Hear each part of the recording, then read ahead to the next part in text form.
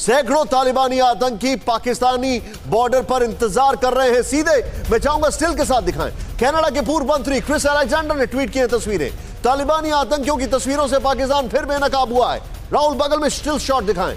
Canada के पूर्व मंत्री ने यह देखा है, ये देखिए पाकिस्तान को बेशरम और झूठा कहा है। फुल फ्रेम पर दिखाएं ये शॉट जरा आपके सामने किस तरीके से क्रिस अलेक्जेंडर ने, ये देखें, ये इंतजार कर रहे हैं।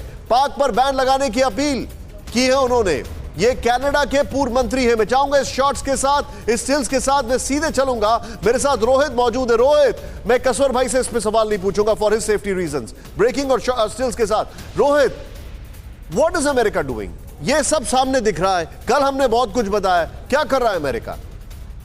देखिए, कल जब नेट प्राइस से सवाल पूछा गया इस बारे में, उन्होंने बहुत आसानी से कह दिया कि हम एंगेज हैं पाकिस्तानियों के साथ और हम पूरी कोशिश कर रहे हैं वहां पे कि एक पॉजिटिव तरीके से उनका रोल हो। लेकिन कहीं ना कहीं I think it is a known thing Nishant, America ने पूरी तरह से अबैंडन किया है अफगानिस्तान को।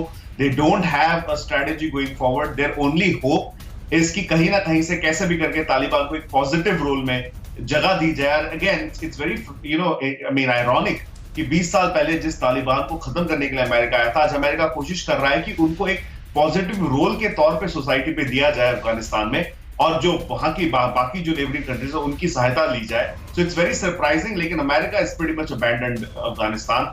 जो बाकी की चीजें अबाउट मिलिट्री एड की जो हम बात कर रहे हैं या लिमिटेड एंगेजमेंट की बात कर रहे हैं, देखिए उससे कुछ नहीं होने वाला। जब आप 20 साल तक आपके ट्रूप्स के साथ वहां पे अफगानिस्तान में थे, आप तब कुछ नहीं कर पाए, तो with limited engagement financial aid आप क्या? लेकिन मैं जानना चाहता हूं कनाडा का जो स्टैंड आ रहा है उसमें क्या लग रहा है आपको? वहां पर भी आवाजें बुलंद होना शुरू हो गई हैं।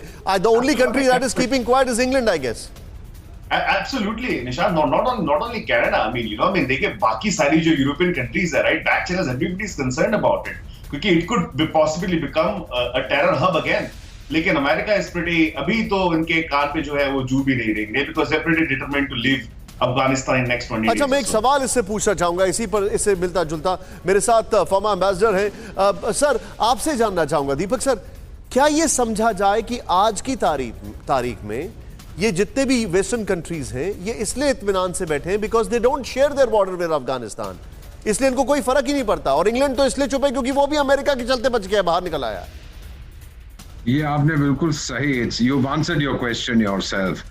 अफगानिस्तान के जो पड़ोसी हैं, जो 5 स्थान है, उज्बेकिस्तान, ताजिकिस्तान, तुर्कमेनिस्तान एटसेट्रा, उन पे असर पड़ेगा, रूस पे असर पड़ेगा, सबसे ज्यादा पाकिस्तान पे असर पड़ेगा, वीगुस के कारण चीन पे असर पड़ेगा। और फिर अगर हो सकता है कि पाकिस्तान की जो स्पेशलाइजेशन है आतंकी हमारे कश्मीर में भेजे, तो हम पर भी असर पड़ेगा।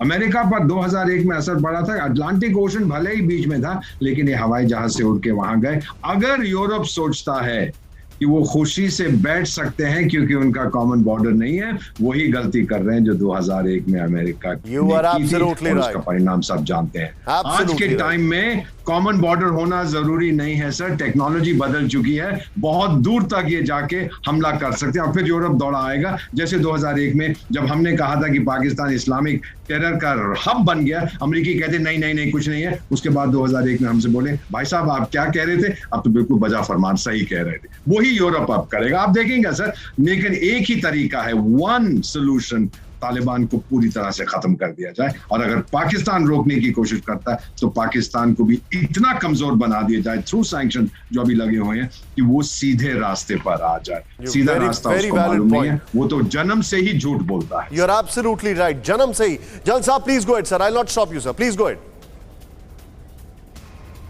नहीं, जो मेरे मित्र दीपक बोरा जी ने कहा उसी के आगे 2-3 बातें कहना चाहता हूं। सबसे पहले पाकिस्तान का जिक्र किया इन्होंने, पाकिस्तान को वीक कर दिया जाए। देखिए, पाकिस्तान इस समय कुछ समझ नहीं रहा कि उसका लॉन्ग टर्म इफेक्ट क्या होने वाला है। लॉन्ग टर्म नहीं बल्कि इमीडिएट इफेक्ट क्या होने वाला है। अगर इसी तरीके से वो आतंकवाद को सपोर्ट करता रहा तो FATF में उसको ब्लैक लिस्ट में, they will bring closer to blacklist. अगर ब्लैक लिस्ट हो गया पाकिस्तान तो और बुरी हालत हो जाएगी इसकी। और ये जो इस समय हरकत कर रहा है वो इसको इससे रिलेट नहीं कर रहा। वो सोच रहा है ब्लैक लिस्ट मेरी सिर्फ भारत के साथ जो टेररिज्म चलता है उस पर होगी।